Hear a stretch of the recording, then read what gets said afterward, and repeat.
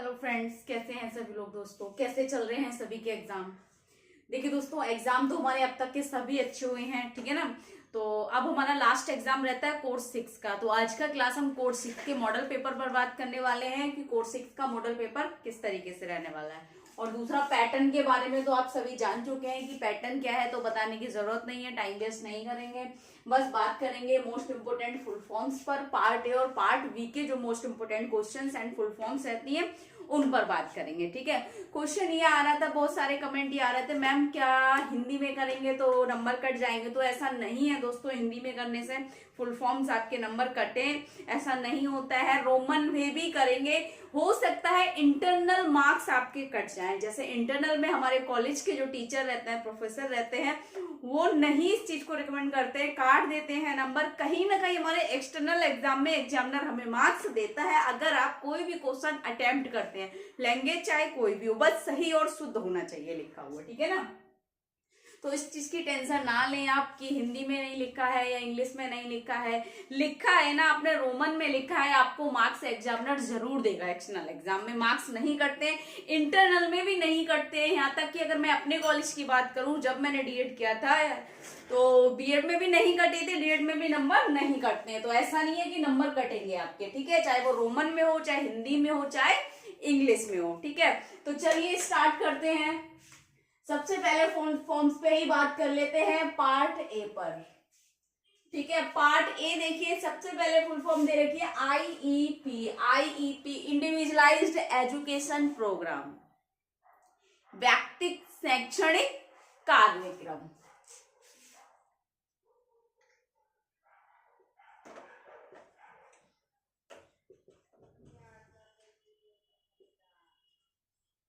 Education, individualised education programme,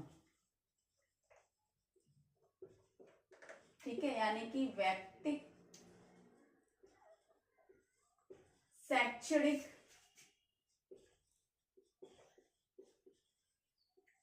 कार्यक्रम। आनी है ये फुल फॉर्म्स, ठीक है। अब तक के जितने भी एग्जाम हुए हैं मेरे टाइम से अगर मैं बात करूं, हर मैंने एग्जाम में ये मतलब अब तक कोर्स थर्ड यानी कि पेपर थर्ड में ये टॉपिक पूछे जाते थे। अब चेंज कर दिया गया है आईटीडी में, तो ये कोर्स 6 में भी आपको जरूर पूछा जाएगा, ठीक है ना। नेक्स्ट देखिए, TLM, teaching learning material, TEACHING, teaching learning material, ठीक है, यानी कि शिक्षण अधिगम सामग्री, शिक्षण अधिगम सामग्री, ठीक है। ICT information and communication technology, ठीक है ना।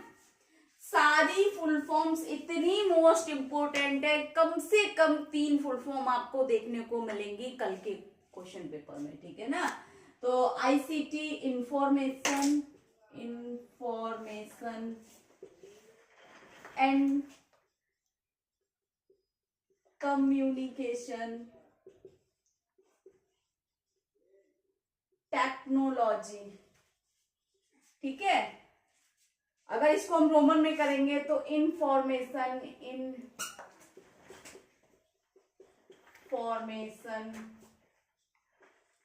एंड, ठीक है, कम्युनिकेशन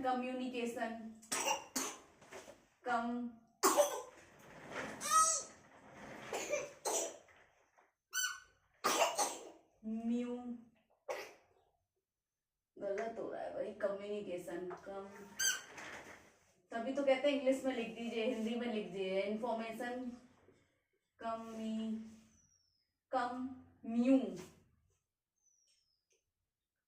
ऐसे नहीं होगा, ये ऐसे होगा, कम्युनिकेशन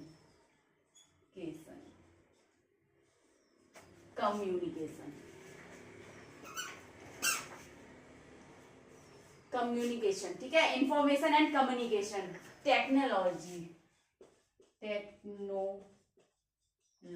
ये हो गया, टेक्नोलॉजी, ठीक है। मतलब रोमन में भी आप कर रहे हैं ना, तो आपका लिखा हुआ सही होना चाहिए, शुद्ध होना चाहिए। मतलब ऐसा ना हो कि आप अगर रोमन में कर रहे हैं या हिंदी इंग्लिश में कर रहे हैं, बस लिखा हुआ शुद्ध होना चाहिए, सही होना चाहिए, तभी आपको मार्क्स मिलेगा, चाहे वो हिंदी में लिख रहे हैं, इंग्लिश में लिख रहे हैं या फिर रोमन में कर रहे हैं आप उसको, ठीक है। नेक्स्ट देखिए एलपी, लेसन प्लान यानी कि पाठ्य योजना, LE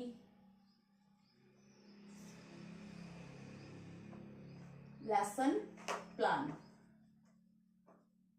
ठीक है, पाठ योजना, योजना।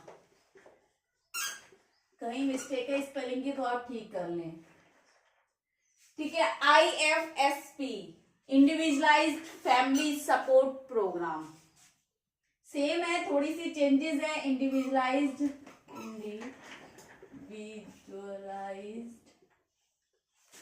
फैमिली सपोर्ट प्रोग्राम, ठीक।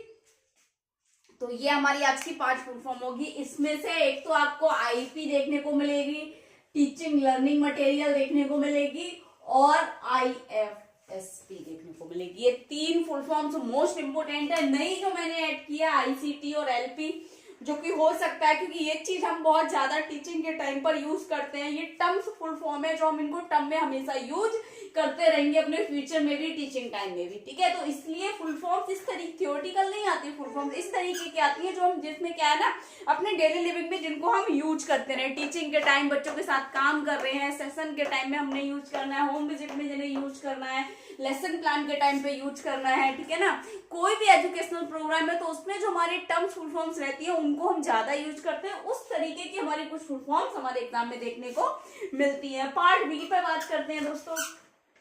पार्ट बी में कौन से टॉपिक्स मोस्ट इंपोर्टेंट रहने वाले हैं, तो देखिए सबसे पहला क्वेश्चन है मरिया मॉन्टेसरी का जन्म कब हुआ। Very very most important question आना ही आना है। मरिया मॉन्टेसरी का जन्म इटली में हुआ और कब हुआ, 1870 में, यानी कि 1870 में। कहाँ हुआ, 1870 में हुआ, यानी कि 1870 में, और इटली में हुआ था। हो सकता है ये पूछ ले कहाँ हुआ था और कब हुआ था, तो इटली में हुआ था, 1870 में हुआ था, ठीक है, ध्यान रखना। नेक्स्ट क्वेश्चन है सीखने के सिद्धांत लिखिए। सीखने के सिद्धांत कौन से हैं, प्रिंसिपल्स ऑफ लर्निंग। तो सीखने के सिद्धांत है, देखिए, सरल से जटिल की ओर, सरल से जटिल की ओर, सिंपल टू कॉम्प्लेक्स, ठीक है। उसके देखिए, उसके बाद ज्ञात से अज्ञात, ज्ञात से अज्ञात, फिर आएगा संपूर्ण से अंश, होल टू पार्ट, संपूर्ण से अंश, ठीक है। उसके बाद मूर्त से अमूर्त, मूर्त से अमूर्त। ये हमारे सीखने के सिद्धांत हो गए। ये जो आज मैं क्वेश्चन आपको करा रही हूं, यानी कि पार्ट बी के क्वेश्चन इतने मोस्ट इंपोर्टेंट है आपके लिए कि इनसे बाहर क्वेश्चन आ ही नहीं सकते। 2 परिभाषा आपको देखने को मिल सकती है, एक्सेट्रा एक्सेट्रा, लेकिन इसके अलावा क्वेश्चन पूछे ही नहीं जाएंगे। शॉर्ट क्वेश्चन बनते ही नहीं इस पेपर से रिलेटेड कि कुछ और भी पूछा जाए, ठीक है। तीसरा है सीखने के चरण, स्टेजेस ऑफ लर्निंग। सीखने के क्या क्या चरण है उनके बारे में पूछा है। तो सबसे पहला है अर्जन करना, यानी कि एक्विजिशन जिसे हम बोलते हैं, ठीक है।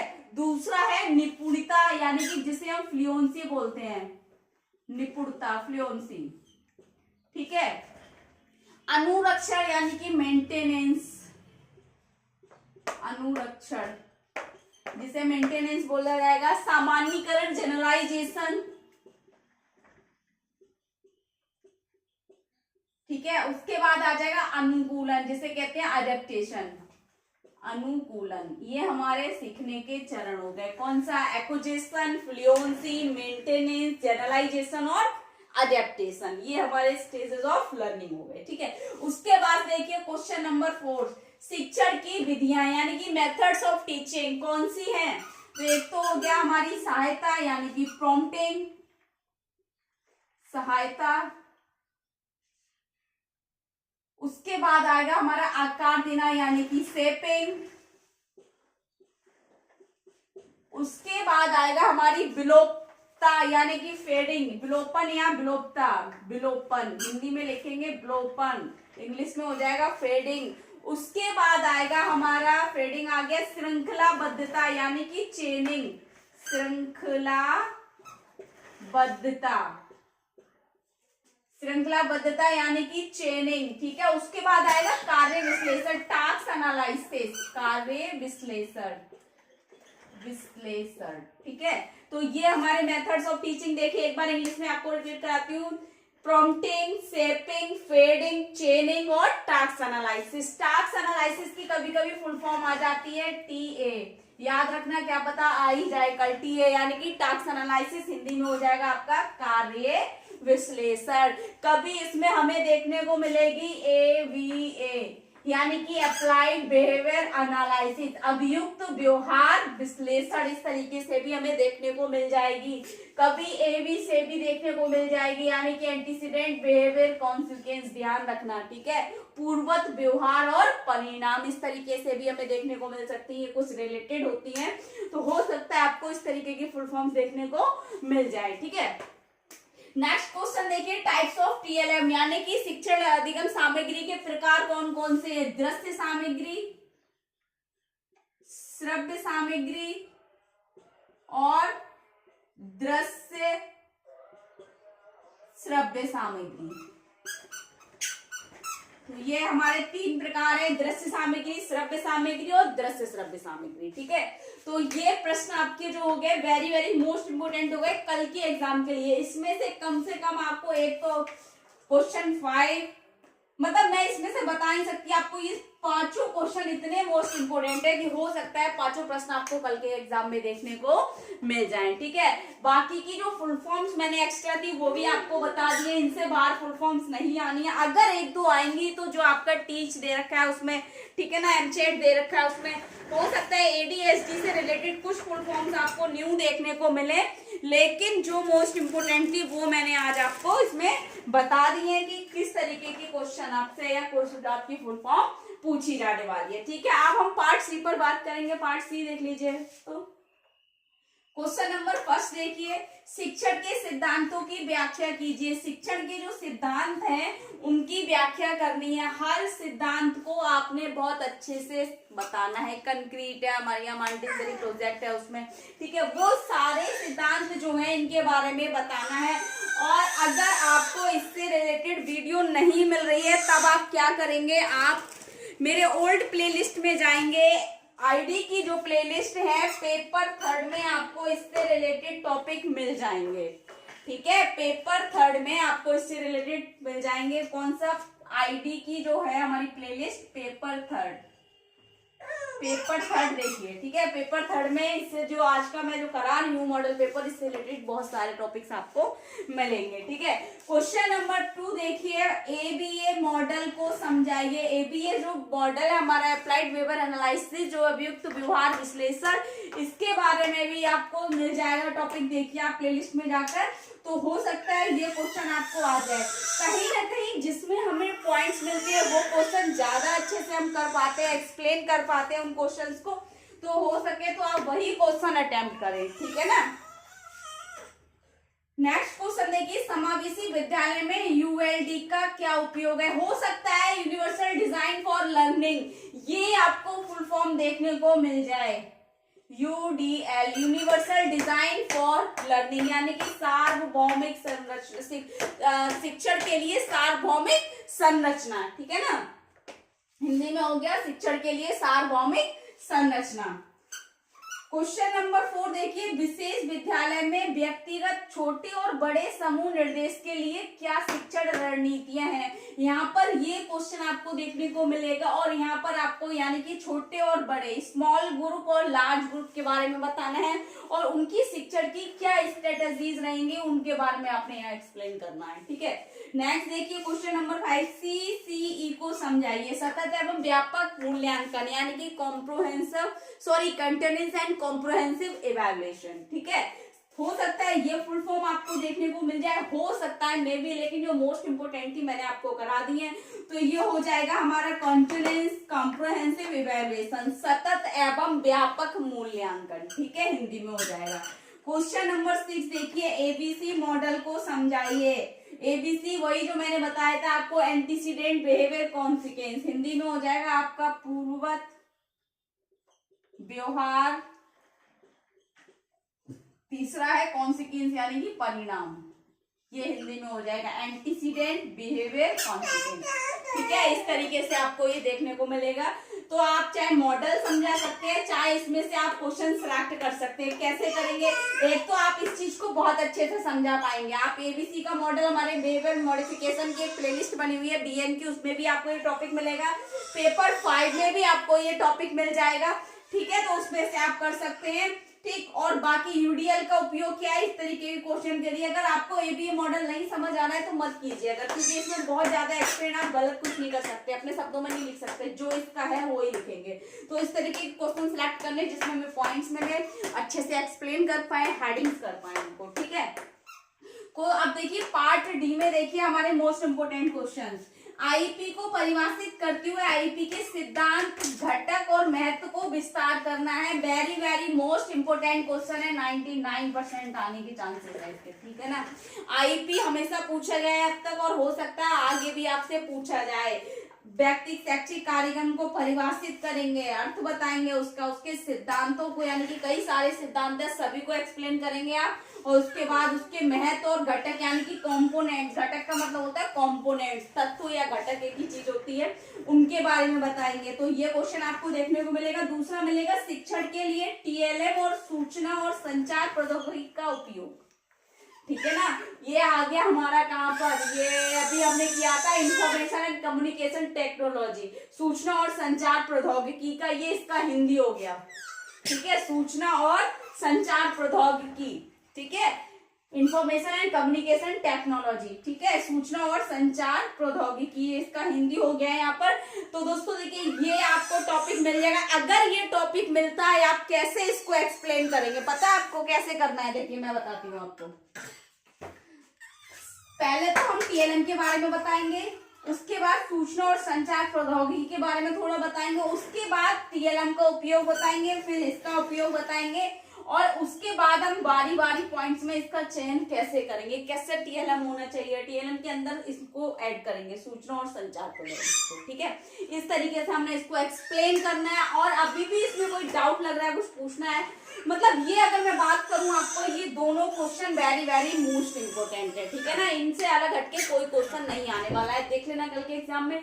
बाकी इसके अलावा अगर आपको कुछ समझ नहीं आ रहा है, कुछ डाउट लग रहा है, कुछ पूछना है तो कमेंट बॉक्स में कमेंट करें, ज्यादा से ज्यादा वीडियो लाइक करें, चैनल को सब्सक्राइब करें, बेल आइकन को प्रेस करें ताकि नेक्स्ट आने वाली क्लास आप तक पहुंच रहे। दोस्तों thank you so much, all the best.